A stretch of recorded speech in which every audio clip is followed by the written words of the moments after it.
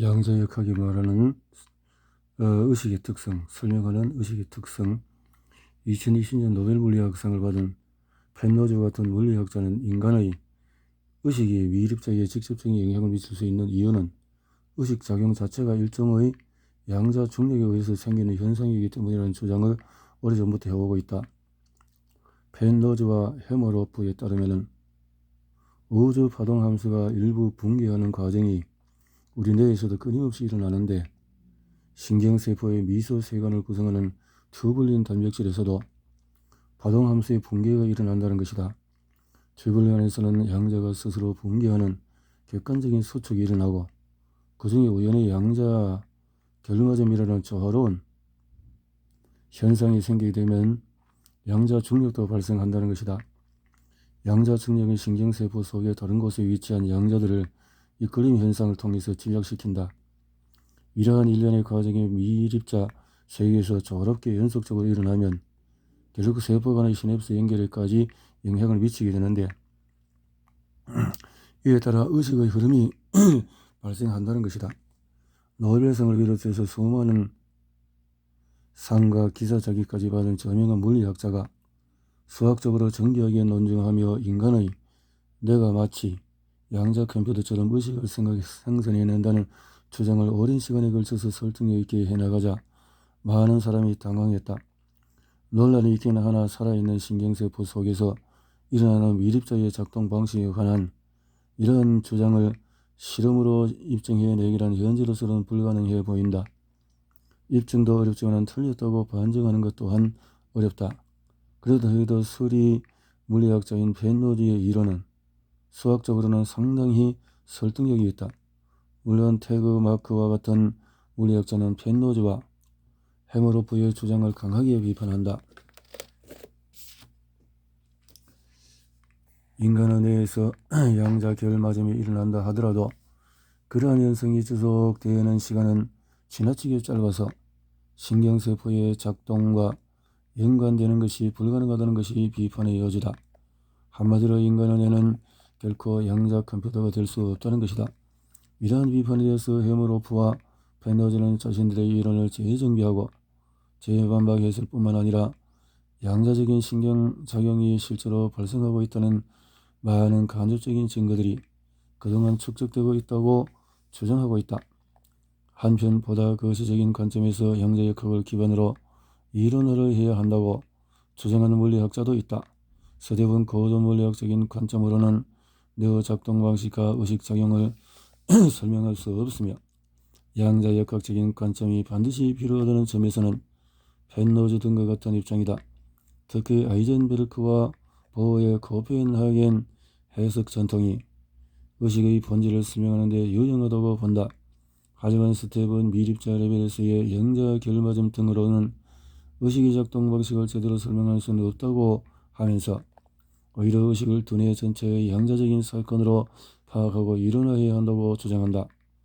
한편 카파토스는 스텝과 마찬가지로 코펜하겐 해석의 전통을 이어받으면서도 좀 더 파격적인 주장을 한다. 인간의 의식은 모두 연결되어 있으며 하나의 우주적인 의식의 표현일 뿐이라는 것이다. 나와 너의 개별적인 의식이 서로 연결된 정도가 아니라 하나의 우주적인 의식이 나와 너를 통해 나타날 뿐이라는 것이다. 카파토스의 우주적인 의식의 개념은 인도 철학의 핵심 개념인 보편적이고도 순수한 의식의 개념을 양자역학을 통해서 재해석해 낸 것으로 보인다. 펜로즈와 해머로프처럼 의식을 양자역학적인 관점에서 설명하기보다는 오히려 양자역학 현상을 의식의 관점에서 설명하는 입장이라고 할 수 있다. 카파토스에게 있어서 우주는 곧 의식적인 우주이며 인간적인 우주다. 카파토스에 따르면 우주적인 의식의 기본 작동 방식에는 다음과 같은 것들이 있다. 보완성. 하나는 항상 반대되는 어떤 것을 짝을 이뤄서 존재한다. 물질이 있으면 반물질이 있고 양이 있으면 음이 존재하기 마련이다. 보완성. 창조적인 상호작용성. 크리에이티브 인터랙티비티. 스스로 조직되는 자발성을 지니면서 다른 존재와 상호작용을 통해 새로운 것으로 거듭난다. 타자를 인지하고 거기에 대응하여 스스로 변화하는 의식은 인간만이 지닌 것이 아니다. 우주적인 존재, 모두 이러한 의식적인 능력을 지니고 있다. 진화성, 이볼루션, 스스로 새로운 것으로 발전해 나가는 진화 능력은 지구라는 작은 행성의 생물에게서만 일어나는 일이 아니다. 그것은 우주 전체에서 일어나고 있는 일이다. 숨겨진 전체성, 어느 한 곳에서 일어나는 사건이 멀리 떨어진 곳에서 일어나는 사건과 알 수 없는 힘에 의해서 근본적으로 연결되어 있다. 우주에서 어느 한 곳에서만 일어나는 별개의 사건이란 존재하지 않는다. 우주적인 통제성, 코스믹 선설십, 우주의식은 우리가 우주를 어떻게 파악하든 물리학적으로 이야기하든 생물학적으로 이야기하든 어떤 수많은 이론과 이야기를 하든 서로 모순되지 않도록 결과적으로는 하나의 통합적인 관점을 유지한다. 반복 유사성, 우주의 어느 부분이든 구조적으로 유사하다. 미시적인 세계를 바라보는 사람과 거시적인 세계를 바라보는 사람이 서로 이해할 수 있는 것은 우주의 모든 차원에서 구조적인 유사성이 반복으로 일어나기 때문이다. 이러한 우주의 작동 방식은 우리 몸의 세포 하나하나의 작동 방식과도 정확히 일치한다. 세포 하나하나는 서로 보완적이고 창조적인 상호 작용성을 지니며 끊임없이 진화한다. 카파토스의 주장대로 우주의 존재 기반이 의식이라면, 그리고 인간의 의식이 우주적인 의식의 한 부분이라면, 인간의 경험에 생겨내는 킬리아는 결국 감각의 문제이므로 의식보다는 몸이 더 근본적인 어떤 것이라고 할 수 있다. 인간의 의식이 몸의 움직임을 위한 것이라는 점을 고려한다면 인간의 몸은 우주적인 의식을 가능하게 하는 어떤 근본적인 것이다. 우주는 인간 뭔가의 상호작용을 통해서 컬리어와 어보던스로서 생산된 것이다. 이 우주는 모든 인간의 우주다. 윅스킬과 깁슨의 개념을 확장해서 말하자면 우리에게 의미 있게 존재하는 단 하나의 우주는 우리 몸을 기반으로 해서 생산된 우주다. 점차 많은 물리학자가 양자역학을 기반으로 의식에 대한 이론화를 시도하고 있으므로 의식과 물질 간의 관련성에 대해서 앞으로 좀 더 보편적인 이론이 등장할 가능성이 더 커 보인다. 양자역학의 관점에서 인간의 의식에 대해 또 다른 근본적인 문제를 제기한 것은 물리학자 위그너다. 그는 다음과 같은 사고 실험을 제안한다. 만약에 인간의 의식이 물질 세계에 직접적인 영향을 미친다면 각 개인의 의식에 따라서 각자 서로 다른 우주에 살게 되는가? 그렇지 않고 만약에 우주가 하나라면 모든 사람의 의식도 다 연결된 하나라고 보아야 하는가? 위그너의 친구 문제로 알려진 위그너의 사고 실험은 슈레딩거의 고양이 실험의 확장판이다. 고양이 실험에서 관찰자가 상자를 열어보기 전까지 고양이는 죽은 것이 아니고 산 것도 아닌 중첩 상태에 있다. 이 상황에서 위그너는 자신의 친구를 끌어들인다. 위그너의 친구가 실험실에서 슈레 딩거의 고양이 상자를 관찰하는 실험을 한다고 가정해보자.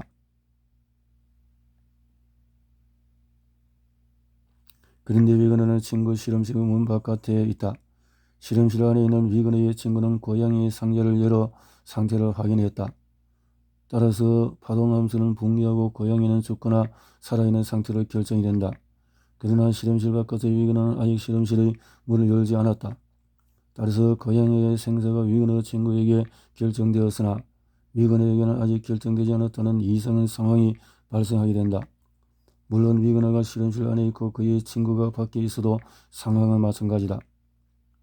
위그너 친구의 관찰이란 무엇이라인가라는 문제뿐만 아니라 관찰하는 의식이란 무엇인가라는 근본적인 문제까지 제기한다. 이원론적인 관점에서 보자면 각 개인은 독자적이고도 개별적인 의식을 지닌다. 따라서 우주의 상태는 관찰자 또는 개별 의식에 대하여 각각 별도로 존재한다.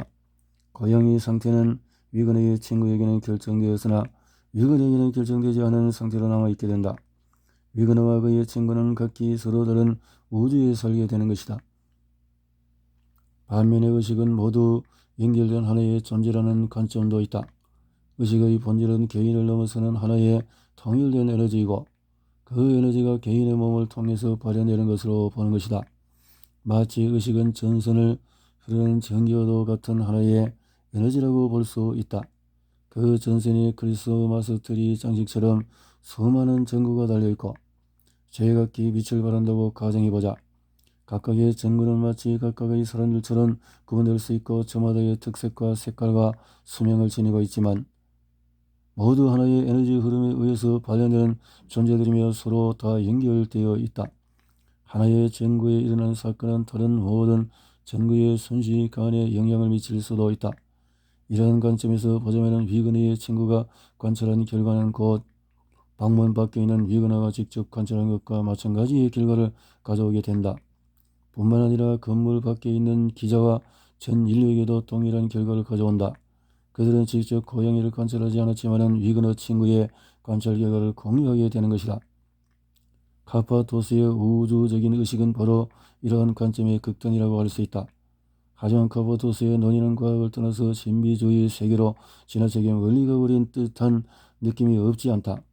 위그너나 카파도스와 비슷한 문제의식을 지녔으면서도 훨씬 더 은밀하고 신기한 개념을 통해서 우주와 인식의 연결성 혹은 통합성을 전개한 사람이 20세기의 가장 중요한 이론 물리학자 중에서 한 명인 데이비드 봄이다.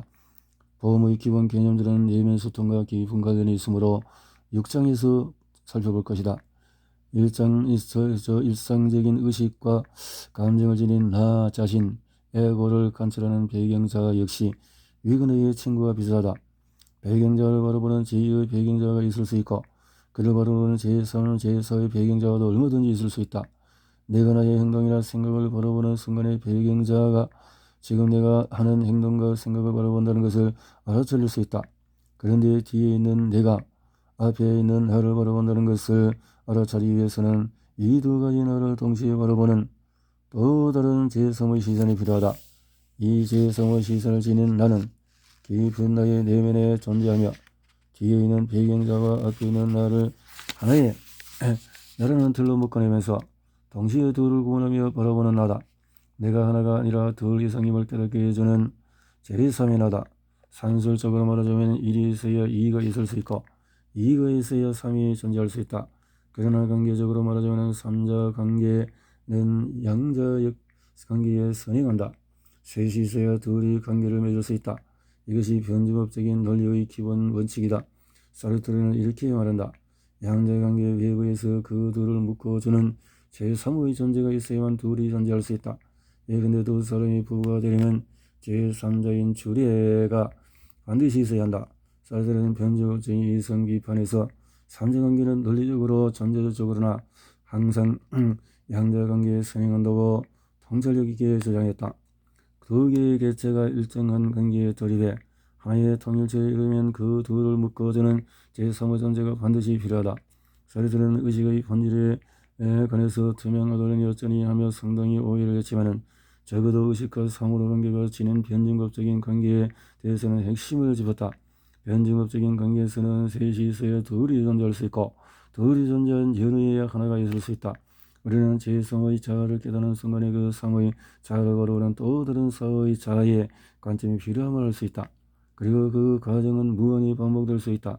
이런 반복의 과정이 우리를 깊은 내면 소통으로 안내한다.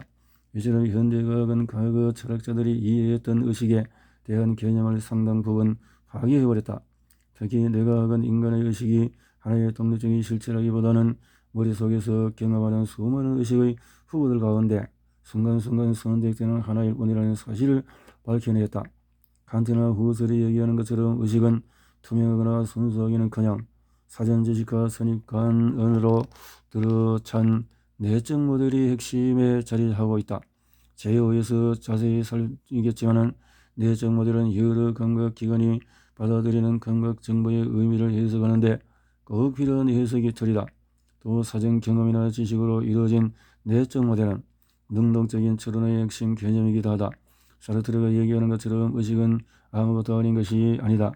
오히려 인간이 경험하는 모든 것을 적극적이고 선택적으로 외국에서 받아들이고 능동적으로 추론하고 이야기를 만들어내는 사실상 모든 것이다. 의식은 언제나 외부 존재를 향해서만 열려 있는 것은 아니다. 스스로의 내부를 향해 있는 부분이 훨씬 더 많다. 외부에서 유입되는 감각 정보뿐 아니라 내부에서 올라오는 내부 감각 정보도 의식 작용에 커다란 영향을 미친다. 의식은 외부의 사물과 대상을 투명하게 받아들이는 존재라기보다는 내적 모델을 외부에 투사해서 적극적으로 추측하고 실수를 최소화하기 위해 노력하는 시스템이다.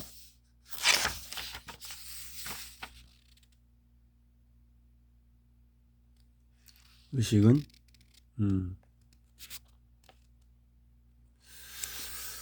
의식의 특성과 내가 만들어내는 환상은 단일성, 동시성, 연속성, 체화성, 수동성. 의식에 관한 믿음과 환상들. 우리는 나는 이러저러한 사람이다, 나는 이런 행동을 한다라든가 나는 이런 느낌이 든다는 등을 생각하며 살아간다. 이는 주어 자리에 존재하는 것이 나라는 의식이다. 나라는 의식은 다른 사람이 들여다볼 수 없고 관여할 수 없는 나만을 고유한 개별성을 지닌다고 믿는다. 내과학적인 발견들은 우리가 당연하게 받아들이는 나라는 의식에는 단일성, 동시성, 연속성, 체화성, 수동성 같은 여러 특성이 있음을 알려준다. 우리는 나라는 존재가 여러 개일 수 없으며 단 하나의 존재라고 굳게 믿는다. 오감을 통해서 얻는 여러 종류의 감각 정보를 통하면서 나는 하나의 사건 혹은 하나의 세상을 보고 있다고 믿는다. 나는 어린 시절의 과거로부터 현재 이르기까지 시간의 흐름에서 연속적으로 존재한다고 믿는다. 나는 내 생각과 행동을 통제할 수 있으며 내 몸을 통해서 세상과 상호작용한다고 믿는다. 그리고 나는 외부 세계의 사건이나 사물을 있는 그대로 보고 들을 수 있다고 믿는다. 나라는 존재에 대한 이러한 믿음은 확고하다 하지만 이러한 믿음은 사실 내가 만들어낸 일종의 환상이다. 그런데 나라는 존재 자체가 하나의 환상이라는 것을 나 스스로에게 설명하거나 설득하기는 매우 힘들다. 확고한 오랜 믿음이 한낱 환상에 불과하다는 것을 입증하려면 그러한 믿음을 완전히 대체할 만한 다른 현상을 보여줘야 하는데 우리는 자의식을 떠나서는 다른 어떠한 생각이나 경험을 할 수조차 없기 때문이다. 하지만 이러한 믿음이 과연 확고한 사실에 근거한 것인지 의심할 만한 합리적인 이유는 많다. 특히 최근의 내과학 성과들은 나라는 의식이 고정된 실체라기보다는 뇌가 만들어낸 하나의 환상이라는 사실을 강력하게 암시한다. 나라는 의식의 여러 특성이 발견되는 것은 모두 뇌의 특정 부위에 이상이 생긴 환자들을 통해서다. 우리가 자연스럽고도 당연하게 받아들이는 나의 핵심적인 특성들은 사실 뇌의 특정한 기능들이 만드는 일종의 허구이고 환상이며 꿈이다. 의식은 여러 감각 정보와 운동 정보를 효율적으로 처리하기 위해 뇌의 특별한 작용의 결과물이다. 인간이라는 존재가 자신에게 주어진 환경과 효율적으로 상호작용하며 잘 살아갈 확률을 높이도록 만들어진 기능이다. 물론 상황에 따라서는 이러한 기능들이 오히려 역효과를 내기도 한다. 의식의 특성들은 자연적이고도 고정적으로 주어진 생물학적인 것이라기보다는 매우 오랜 습관이다. 우리가 스스로 나 자신을 바꾼다고 할 때의 나는 의식에 기반을 둔 나다. 나는 곧 나의 의식이다. 따라서 의식이 어떠한 특성을 지니고 있는지를 이해해야만 나를 조절하고 변화시킬 수도 있다. 적어도 내가 나의 의식에 어떠한 특이한 환상들을 부여하고 있는지를 이해하는 것은 마음관리 훈련을 통해서 내가 스스로 나 자신을 변화시키는 데 큰 도움이 될 것이다. 단일성, 나는 하나의 실체라는 환상. 우리 의식은 나 자신이 통합된 하나의 실체라는 느낌을 준다. 우리 몸은 여러 감각기관을 통해서 빛, 소리, 냄새, 맛, 촉감 등 다양한 종류의 감각 정보를 받아들인다. 눈은 망막, 또 시각 정추를 보내고 귀는 고막, 또 진동, 전기, 청각 정추, 이렇게 뇌에 주어지는 별도의 감각기관에 의해서 주어지는 이질적인 감각정. 그런데 우리 뇌는 나라는 하나의 주인공이 하나의 세상을 경험한다는 느낌을 준다. 이러한 느낌은 너무나 자연스러워서 나라는 하나의 실체가 내가 경험하는 하나의 세상을 살아간다는 것이 내가 만들어낸 일종의 환상이라는 사실을 선뜻 받아들이기 어렵다. 의식이라는 것도 독립된 하나의 사건이라는 것은 존재하지 않는다. 뇌는 다양한 형태의 이질적인 정보들을 수시로 받아들이고 있을 뿐이다. 그러한 정보를 바탕으로 하나의 사건을 경험한다는 인식 자체가 생겨나는 것이 곧 내가 만들어낸 일종의 환상이다. 우리는 이 환상을 만들어내는 기능을 의식이라고 부른다. 지금 손뼉을 쳐보라. 손바닥이 마주치는 것이 눈에 보이고 귀에는 손뼉 소리가 들리며 손바닥이 마주치는 촉감이 전해진다. 시각, 청각, 촉각, 완전히 이질적인 정보가 서로 다른 루트를 통해서 서로 다른 내부에 전달된다. 손뼉을 치는 순간에도 뇌에는 심장이나 내장으로부터 다양한 정보가 전달되고 있다. 또 박수라는 사건 외에도 수많은 사건에 대한 다양한 정보가 뇌의 여러 부위에 처리되고 있다. 뇌는 시시각각 전달되는 수많은 정보 가운데 손뼉을 치는 것과 관련된 정보들을 한데 묶어서 박수라는 하나의 사건을 인식하는 것이다. 이렇게 하나로 묶어내는 기능을 담당하는 주체가 곧 의식이다.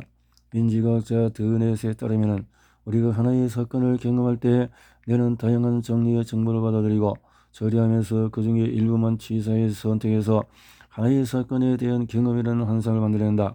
우리 뇌는 여러 정보를 통합한다기보다 일부만 취사 선택한다고 보는 것이 드네스의 입장이다.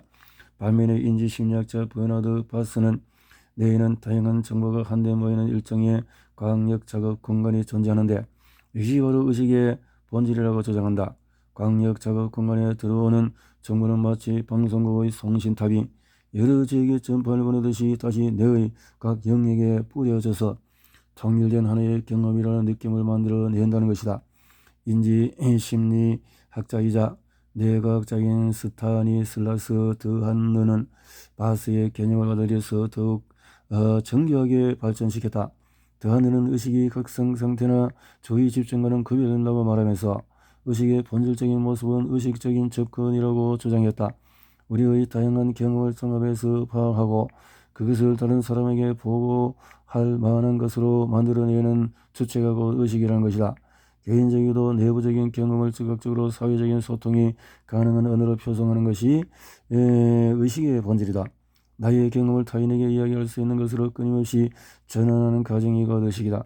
의식 자체가 스토리텔링 과정이며 타인의 존재를 전제로 하는 것이다. 그렇지만 의식은 왜 그러한 일을 하는가? 왜 자신의 내면적인 경험을 사회적인 교역의 언어를 사용해서 다른 사람들과 소통할 준비를 끊임없이 하는 것일까?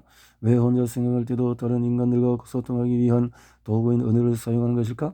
이에 대해서는 제5장의 마코브 플랭킷 모델을 통해서 자세히 다룰 것이다. 간단히 말해서 의식이 존재하게 된 근원 이유는 능동적인 예적 모형의 위계 질서 속에서 최상단에 위치한 생성 질서와 예적 오류를 최소화하기 위해서는 궁극적으로 타인과 소통할 수밖에 없기 때문이다. 이것이 의식이 끊임없이 내면 소통을 하는 이유다.